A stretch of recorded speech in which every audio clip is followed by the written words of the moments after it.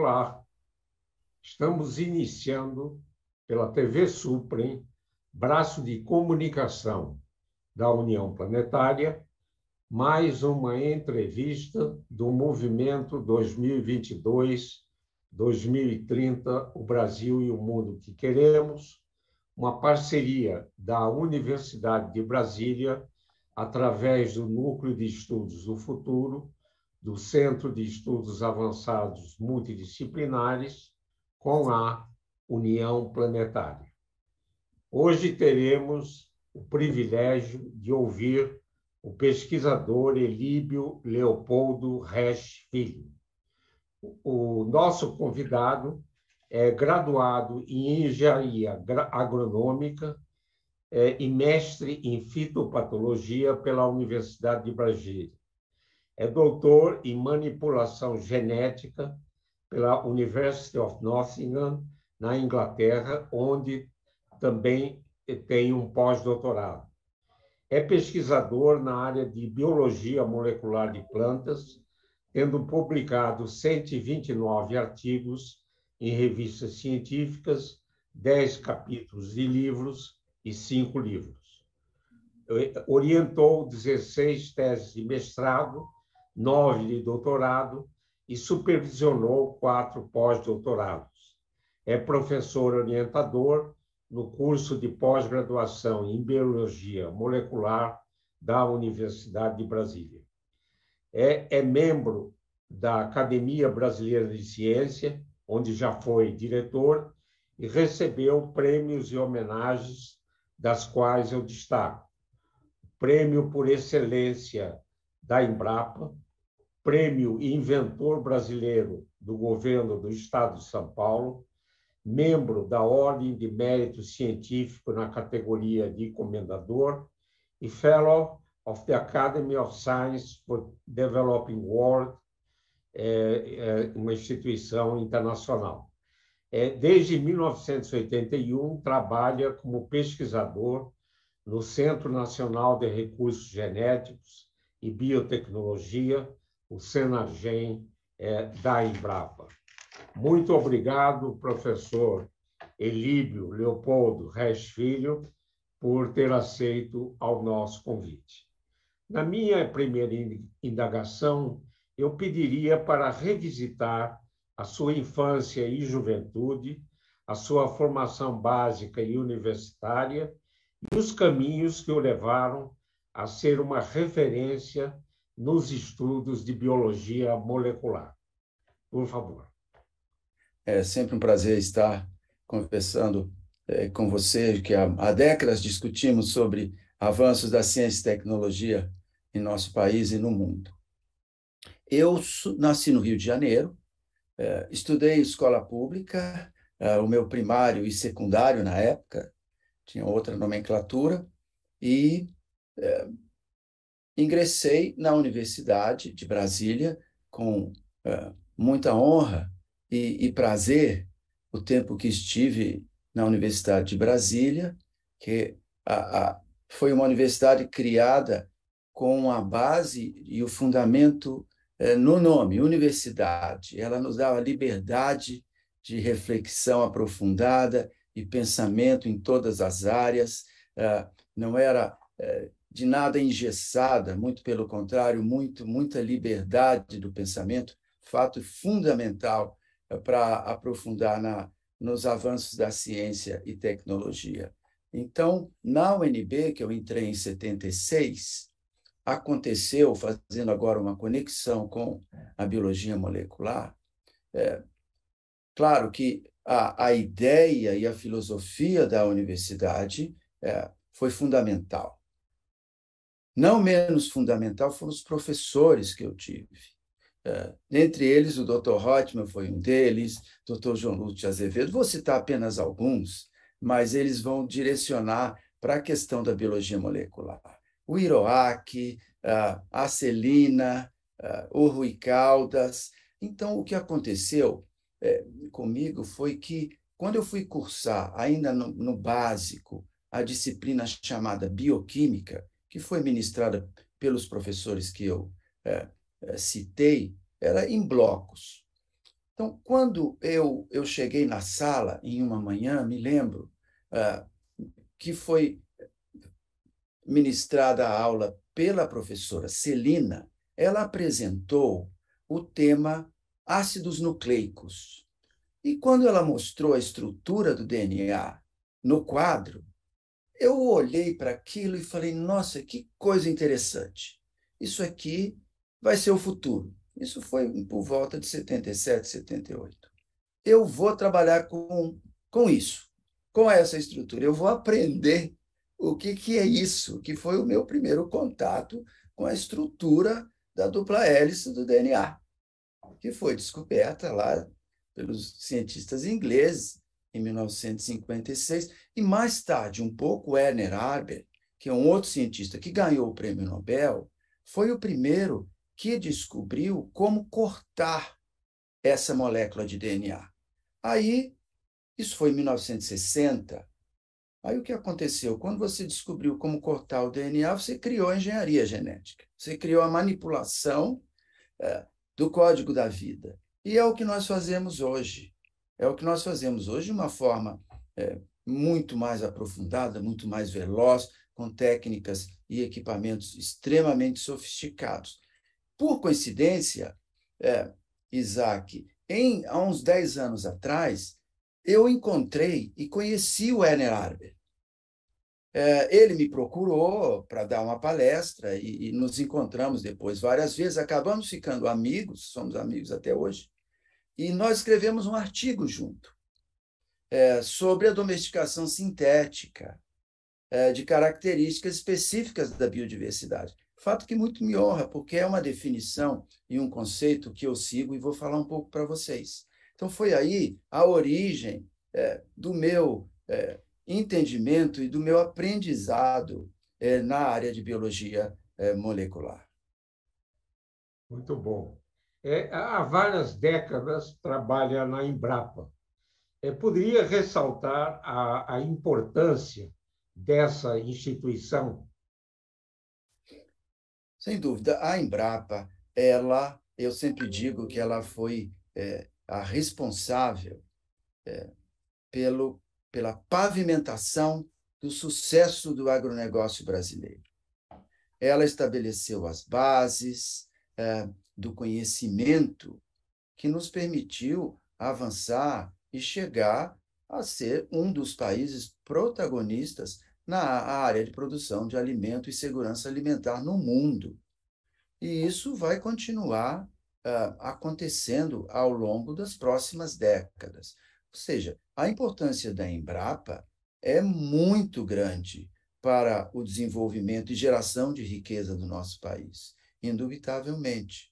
E até hoje, a Embrapa possui uma íntima relação com todo o sistema de ciência e tecnologia do país, principalmente com as universidades e outros institutos de pesquisa. Quer dizer, o desenvolvimento de tecnologias da Embrapa foi em sinergia com todo o conhecimento gerado nas universidades brasileiras e nas universidades internacionais, do qual muitos de nós, muitos pesquisadores, geramos e obtivemos nossa formação científica aprofundada fora do país. Então, não tenho nenhuma dúvida da importância da pavimentação e estabelecer os fundamentos para a beleza do agronegócio brasileiro. E, atualmente, claro, um agronegócio muito, muito direcionado para a conservação da biodiversidade e para a sinergia com todas as riquezas da nossa biodiversidade. Eu gostaria, antes de passar para a próxima indagação, de ressaltar as palavras de Elíbio em referência ao UNB, a Universidade de Brasília, onde Elíbio é um ex-aluno, né? E a Universidade de Brasília se orgulha muito, né? Com os seus egressos, né? Que alcançam posições e atividades muito relevantes para o país. E ressaltar também a Embrapa, né? Uma instituição que deu certo, né? Que eu acompanhei, inclusive usei alguns equipamentos do Senargem, né? graças à gentileza de Eugen Gander, e, e a Embrapa é parceira do nosso movimento. Elíbio, realizou expedições de coleta de germoplasma na Amazônia. Poderia ressaltar a importância dessas coletas e de coleções de cultura? Esse ponto é importante. O que aconteceu? Vocês se lembram que na década de 70, 80, o Brasil era o maior produtor de cacau na região de Ilhéus. Então, nós éramos muito famosos. O que aconteceu é que a variedade plantada na Bahia era a variedade catongo, uma variedade altamente produtiva. Só que ela é altamente suscetível a uma doença causada por um fungo, um cogumelo, chama Crinipelis perniciosa. O que aconteceu é que esse fungo existe na Amazônia, já existia na Amazônia, e não existia ainda na região do Concavo Baiano. Esse fungo chegou até a Bahia e praticamente dizimou a produção de cacau do Brasil. Isso afetou muito a nossa economia. O que aconteceu com esse fato é que nós, antes de acontecer, na verdade, isso aconteceu por volta de 80, na década de 80, início de 80 para o final, no início de 80, nós, cientistas, já prevíamos a possibilidade desse fungo chegar até a Bahia. Então, nós tínhamos um projeto junto com a Universidade de Londres, no Imperial College, para estudar e tentar minimizar esse impacto deletério para a cacauicultura da Bahia. Então, nós fizemos uma expedição de coleta de cacau nativo na Amazônia, muito na região de Ouro Preto do Oeste, que ficava naquele tempo 460 quilômetros de terra, até chegar na cidade, que era denominada também o Centro Mundial da Malária. Ali tinha malária, assim, em uma quantidade muito grande. Mas tinha uma coleção, e ali nós geramos uma coleção de árvores de cacau nativas que não eram afetadas pelo fungo. E por que essas coleções são importantes? Porque possibilitam você fazer cruzamentos e futuramente gerar variedades que sejam produtivas e também resistentes ao fungo, que hoje a Bahia está recuperando a produção e o aumento da produção de cacau em função desse projeto. Eu estive, a convite da Universidade de Londres, em 83, eu estive na Inglaterra, onde eu transferi uma tecnologia que eu desenvolvi aqui no Senargem, sobre a cultura in vitro de cacau nativo da Amazônia. Isso foi importante no projeto que envolveu vários pesquisadores brasileiros e ingleses.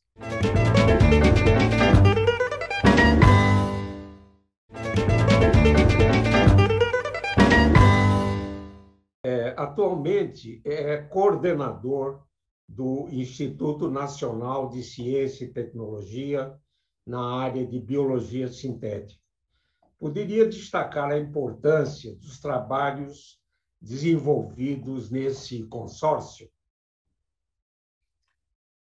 Sem dúvida, é uma honra. Eu coordeno esse NCT, que muito me honra, muito porque Isaac, eu não imaginava que eu ainda ia estar trabalhando no momento que nós realmente podemos ter as ferramentas suficientes para fazer a engenharia genética lá de 56 e 60 prevista pelo Watson e Crick e pelo Werner Abel.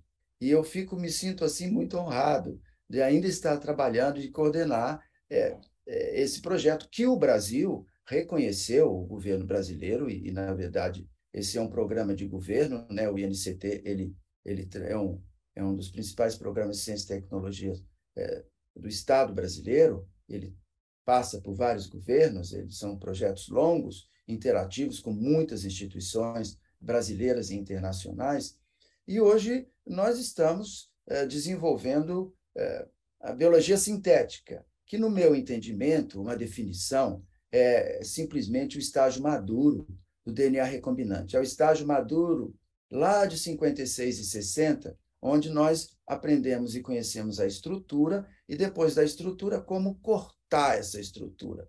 E hoje nós estamos, eu digo, no estágio maduro. Hoje nós estamos desenvolvendo genomas puramente sintéticos. Nós fazemos o desenho, a síntese e a montagem de genoma sintético.